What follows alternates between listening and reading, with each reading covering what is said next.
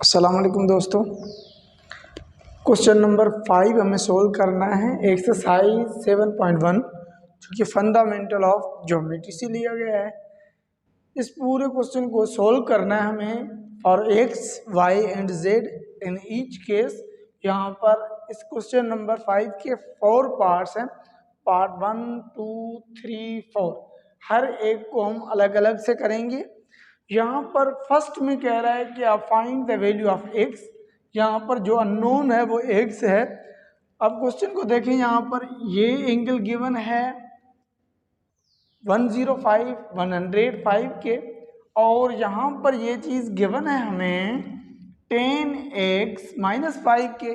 अब यहाँ से हमें x की वैल्यू फाइंड करनी है। अब अगर हम गौर करें इस क्वेश्चन के ऊपर, तो क्वेश्चन में गिवन है दो पैरेलल लाइंस गिवन है, दो लाइनें जो कि आपस में पैरेलल है। Line l is parallel to line m, और ये जो लाइन एल मैंने निकाला है जहाँ लिया है वो ट्रांसवर्सल लाइन है। अब जब ट्रांसवर्सल लाइन आते हैं तो फिर हमारे पास जो कुछ एंगल्स बनते हैं उन एंगल्स को अगर हम देखें, ये 105 एंगल ये बराबर होता है 10x-5 के। ये करेस्पॉन्डिंग एंगल्स होते हैं। एंगल जो करेस्पॉन्डिंग एंगल्स होते हैं उनके हवाले से अगर हम लें तो ये दोनों आपस में बराबर हैं, क्योंकि ये दोनों आपस में करेस्पॉन्डेंस हैं।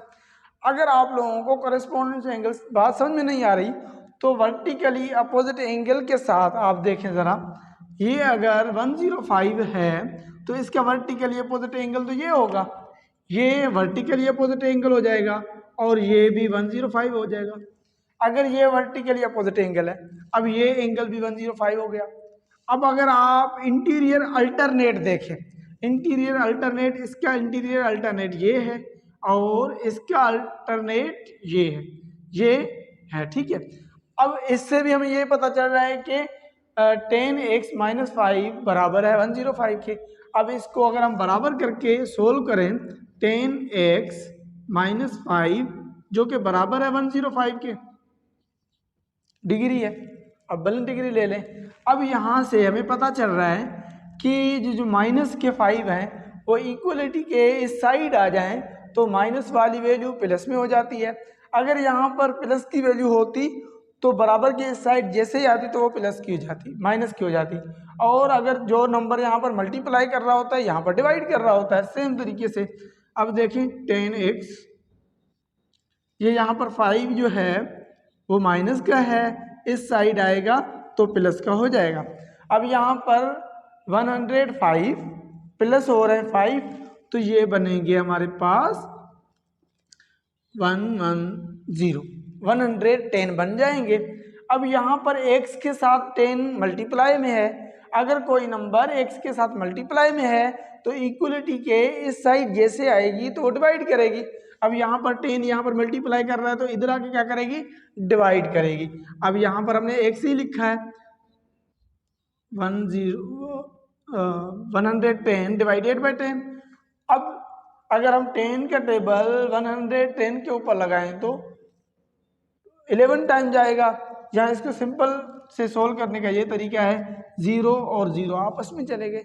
अब यहाँ पर क्या बचा, 11 और अपान में क्या है 1, तो हम यहाँ पर लिखेंगे x बराबर है 10 के, x बराबर हो गया, सॉरी x बराबर हो गया 11 के। ये हमें x की वैल्यू मिल गई। x यहाँ से क्या है, x बराबर हो गया 11 के। अगर इसको हम अगेन सोल्व करें, x अगर 11 के बराबर है तो आप x की जगह पर 11 रख के देखें, 11 को 10 के साथ मल्टीप्लाई करेंगे तो 110 हो जाएगा और 5 माइनस हो जाएंगे तो 105 हो जाएगा। सेम इक्वल हो गए, ये आपस में बराबर आ गए। अब ऐसे ही अगर हम सोल्व करें दूसरे क्वेश्चन को, अब दूसरे के ऊपर हम आते हैं। यहाँ पर हमें x की वैल्यू भी फाइंड करनी है क्योंकि यहाँ पर तो x है, और हमें y की वैल्यू भी फाइंड करनी है क्योंकि यहाँ पर y है। हमें z की वैल्यू फाइंड करनी है क्योंकि यहाँ पर z है। एक ही क्वेश्चन में हमें x की भी वैल्यू फाइंड करनी है, y की वैल्यू भी फाइंड करनी है और z की वैल्यू भी फाइंड करनी है। अब यहाँ पर दो अलग अलग पैरेलल लाइंस हैं। एक तो लाइन एल है पैरेलल लाइन एम के, एल और एम आपस में पैरेलल हैं, और इस लाइन को अगर मैं नाम रख दूं पी और क्यू, तो पी और क्यू लाइनें आपस में पैरेलल हैं। ये दोनों लाइनें आपस में पैरेलल हो गए और ये दोनों लाइनें आपस में पैरेलल हो गए। अब देखें दो पैरेलल लाइंस आ गए। सेम तरीके से अगर लाइनें पैरेलल आ जाएं तो हमारे पास बहुत सारे एंगल्स बनते हैं जो कि आपस में इक्वल होते हैं। वर्टिकली अपोजिट एंगल आ गए, करेस्पॉन्डिंग एंगल्स आ गए, बट इंटीरियर अल्टरनेट एंगल्स आ गए।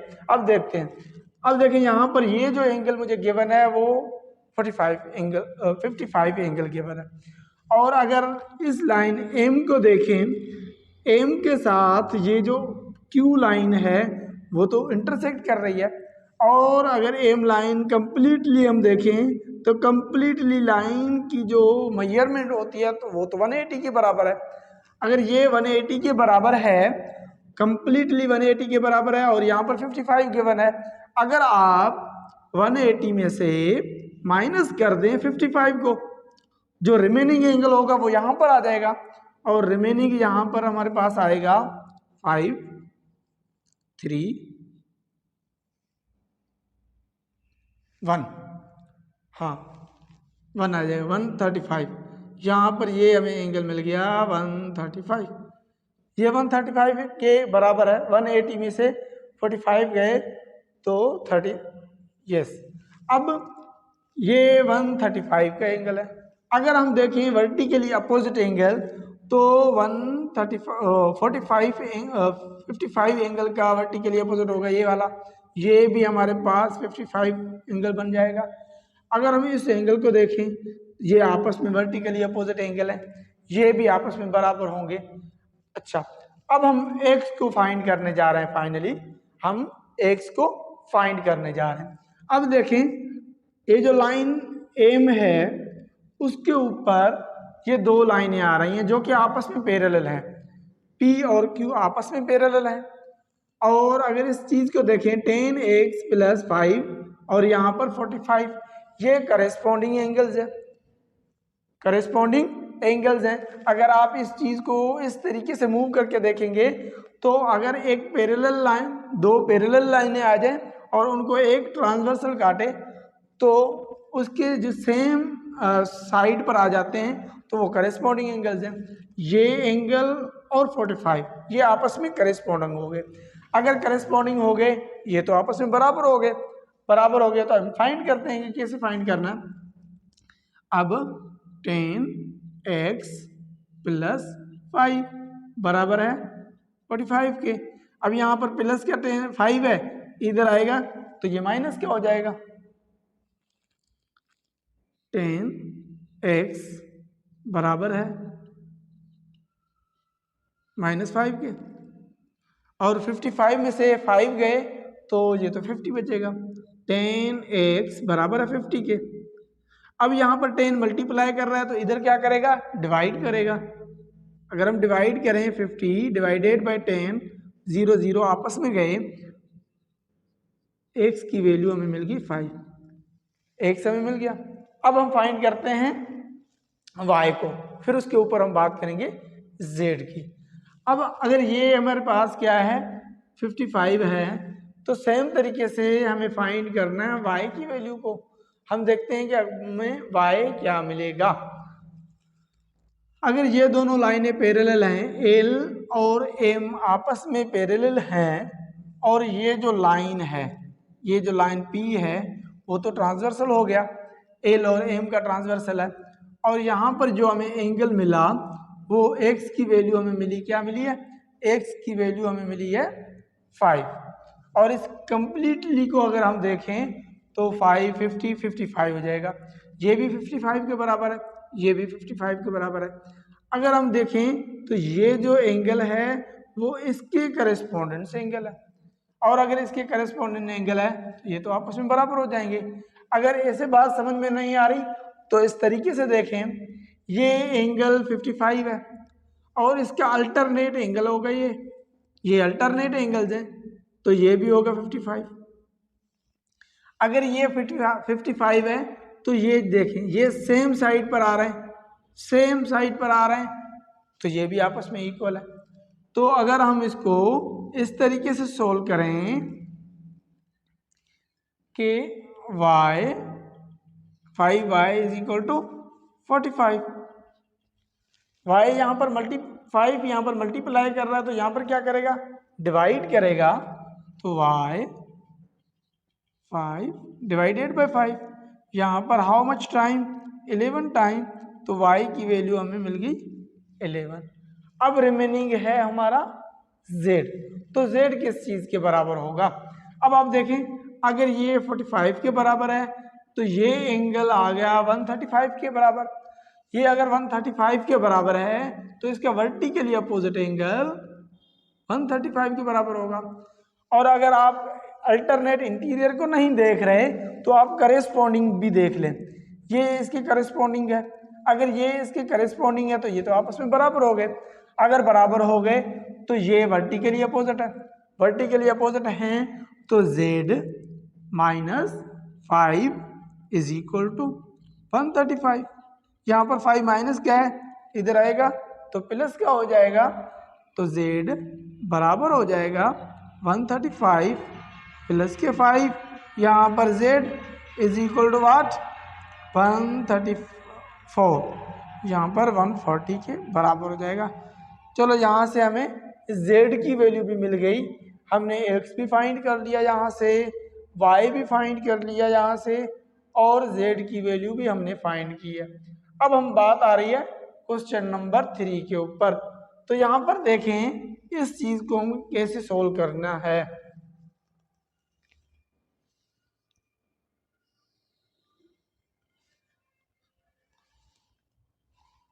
यहाँ पर हमें y और z फाइंड करने हैं, दो है, यहाँ पर z भी गिवन है और y भी गिवन है, हमें ये चीज दोनों चीजें फाइंड करनी है।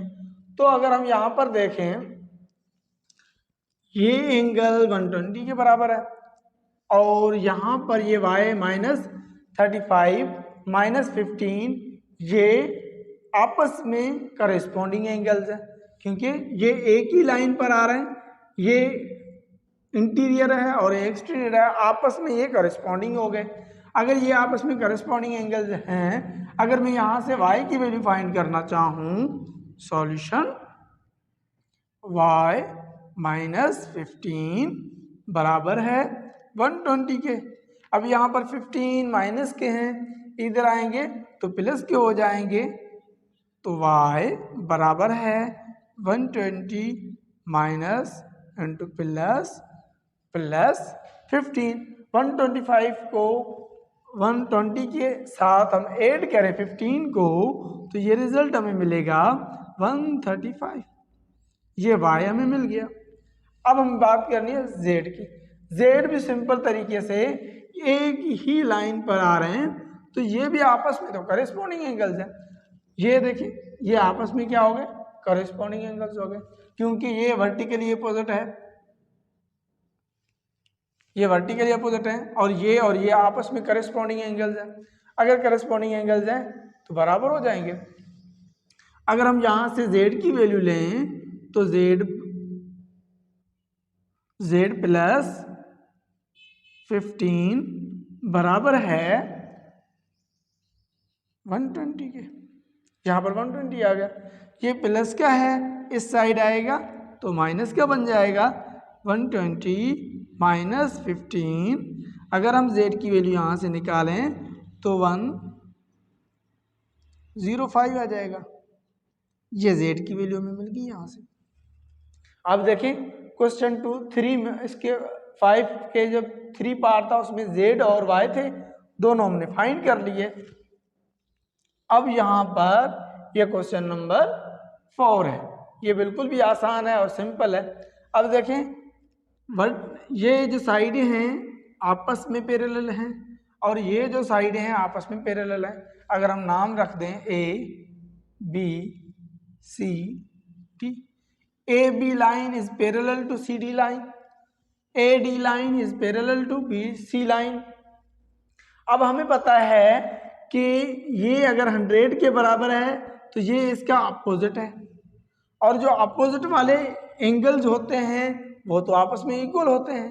अगर ये 100 के बराबर है तो ये एंगल भी 100 के बराबर होगा। अगर ये 100 के बराबर है it means that y is equal to 100, y 100 के बराबर हो गया। अब हमें x की वैल्यू फाइंड करनी है और z की वैल्यू फाइंड करनी है। याद रखें x और z आपस में अपोजिट वाले एंगल्स में हैं, तो ये आपस में बराबर होंगे। z x बराबर होगा z के। अब हमें ये ढूंढना है कि x या z में से कोई भी एक चीज फाइंड करनी है।